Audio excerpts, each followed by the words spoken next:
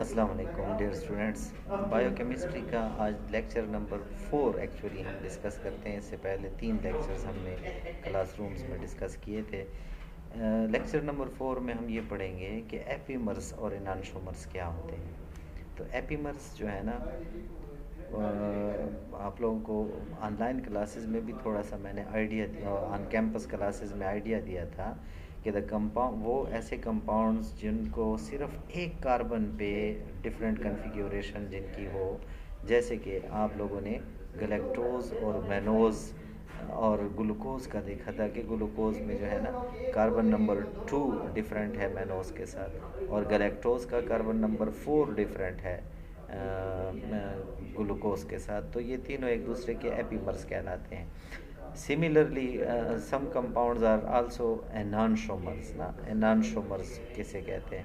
एनांशोमर्स एक दो डिफरेंट किस्म के और वो आइसोमर्स होते हैं कि जो एक दूसरे के ऑप्टिकल या मिरर इमेज एक दूसरे की देंगे। The compounds which are mirror image of each other, बिल्कुल सेम ऐसे ही जैसे आईने में हम अपना दायां हाथ देखते हैं हमें बायां नज़र आता है।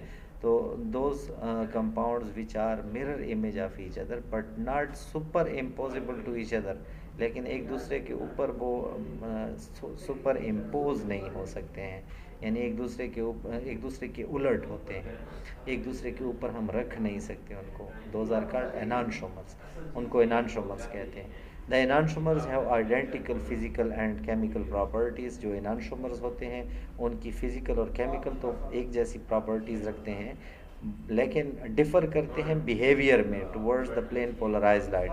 ऑप्टिकल एक्टिविटी में हमने जो डिस्कस किया था कि प्लेन पोलराइज लाइट को राइट की तरफ रोटेट करना और लेफ़्ट की तरफ रोटेट करना।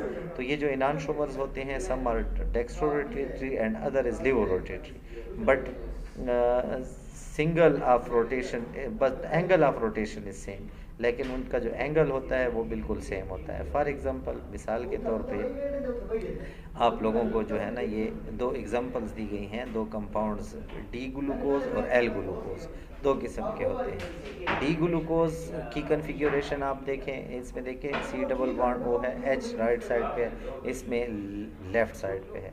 इधर जो है ना ओ एच राइट साइड पे है, इधर लेफ़्ट साइड पे है। टोटली हर कार्बन की कन्फिग्यूरेशन एक दूसरे से डिफरेंट है।